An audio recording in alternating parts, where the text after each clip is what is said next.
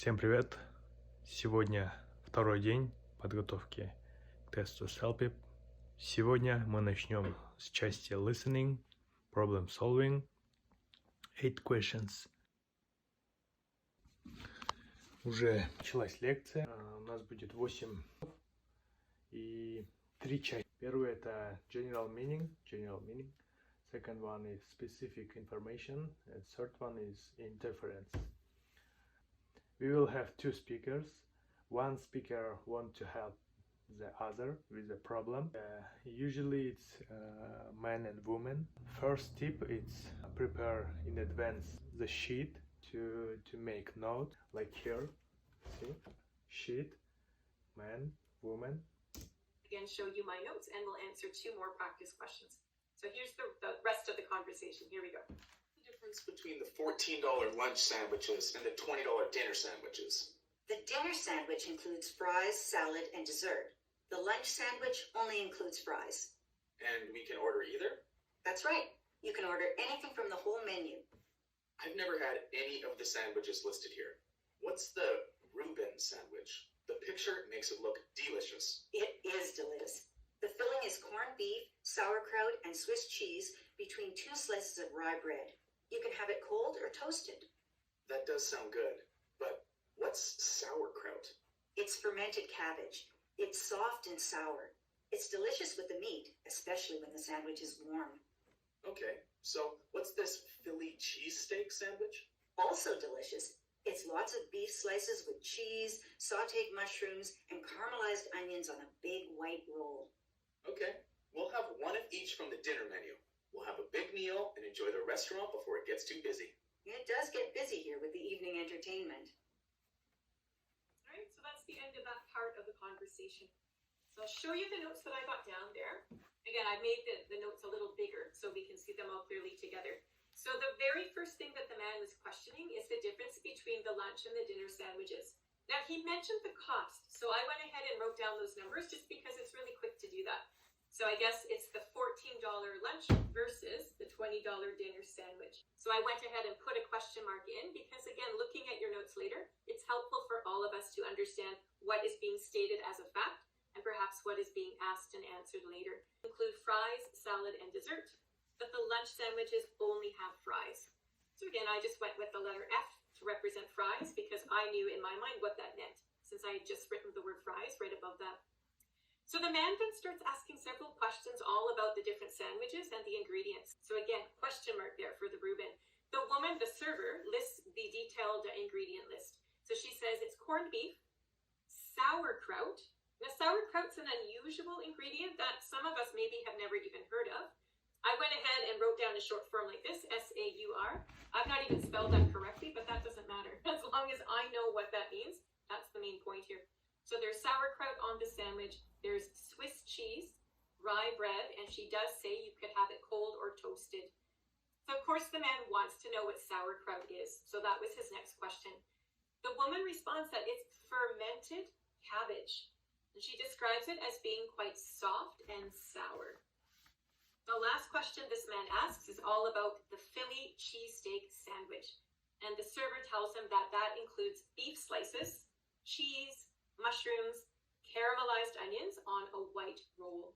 So again, your short forms could be a little bit different, but I'm hoping you got the gist of what these sandwiches include so that you're ready to answer any questions that might come next.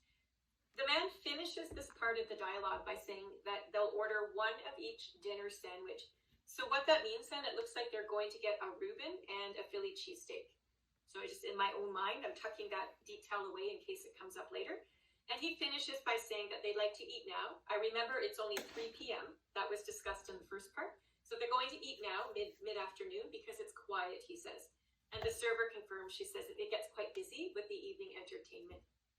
Now, I don't know if those last few details are really all that important. They don't strike me as being that important, to be honest.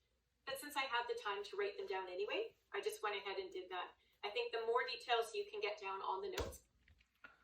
Сейчас она учит нас, как подготовиться заранее, написать, что сказал мужчина, сделать маленькие notes, заметки, Вот, кто что порекомендовал, в коротком виде, как бы, чтобы потом, когда вопрос задали, сейчас мы подойдем к этому, ты уже знал, как примерно ответить, понимаешь? И намного легче, когда ты уже подготовился. Экзамен не о знании языка, этот экзамен более настроен на знание экзамена, как бы это странно не звучало. Если ты знаешь формат экзамена, если ты готов к нему или заучил его, зазубрил его, тебе намного легче.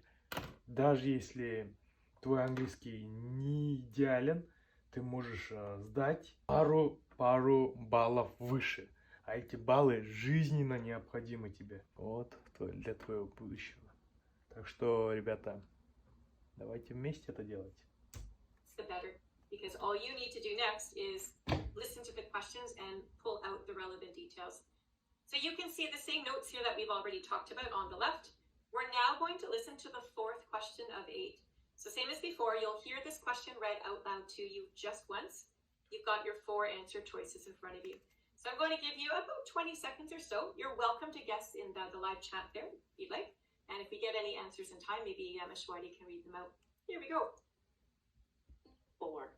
What extra food is included with the dinner sandwich? Dessert, no, and just salad. Means we have only one options here. It's just salad. You don't see the word dessert anywhere, but you do see the word salad. So that has to be the correct answer then, and you would select it like so, and then get ready for the next question. Сейчас будем слушать последнюю секцию. То есть у нас до этого был general meaning, specific information, and inference. Inference meaning вывод по-русски. Why does the man ask so many questions about the sandwiches? So I think it's helpful to first of all review the types of questions he's even asking about the food. So remember in our notes, we took a moment to actually put that question mark in, so it's helpful now. The very first question he asks is just to understand the difference between the lunch and the dinner sandwich. So I didn't find that overly helpful. It's the next 3 questions that are really cluing us in. So remember, he's never heard of any of these items, so he's got all sorts of questions. So what's on a Reuben, he says. You can see that the server is giving very detailed ingredients lists out. And then he wants to know, what's the sauerkraut? And again, she tells him exactly what that is. Oh, what's on the food? То есть мы до сих пор разбираем тот вопрос. Tuesday. So all these questions are gathering information to find out what is on the food and so on. So if you look back at the 4 answer choices, and I think sometimes for inference, one approach might be just to consider them one at a time and even eliminate ones that you know can't make sense. So looking at answer choice 8, this one says, well, he wants to get the biggest meal for his money. And when I think of that statement just on its own, I think in the real world that would make sense. I mean, most of us going to a restaurant, we probably want the biggest meal we could possibly get for the price point. So that's a logical idea for real life. But again, looking back at the notes that we've made, there's nothing here that indicates the man is worried about the money. You know, after asking at the very top, what's the difference between the lunch and dinner specials, he doesn't focus on the price at all. He does say he wants a big meal. I mean, that's why the couple orders both a Reuben and a Philly cheesesteak sandwich. They'll get lots of food with that, but he doesn't connect that whatsoever to the price of the meal. So if I had to pick one of these 4 options here, answer 8 doesn't seem to make the best sense. So we're going to eliminate it right now from consideration and look at the other ones. Now, answer choice B is interesting. This one says he would be particular about what he eats. So if you're particular, it means you're really fussy about the food that you eat. So a fussy or particular eater probably eats only a limited list of dishes per se. They're not the adventurous Поспорил eaters бы that вот will go здесь, to a конечно. restaurant and try something new. So these people probably aren't going to take the risk to try those new foods.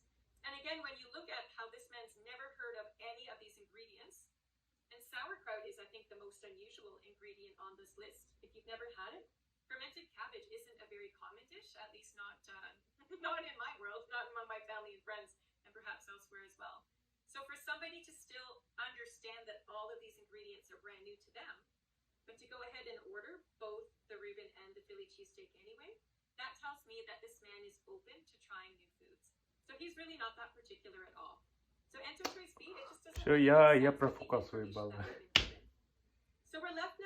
choices, and sometimes on a test, Даже if you can тут получается так, даже если ты готов, у тебя ответы вот так, время дофига, то есть еще и логика должна работать, не только язык, как бы не только знание языка, но и твоя логика.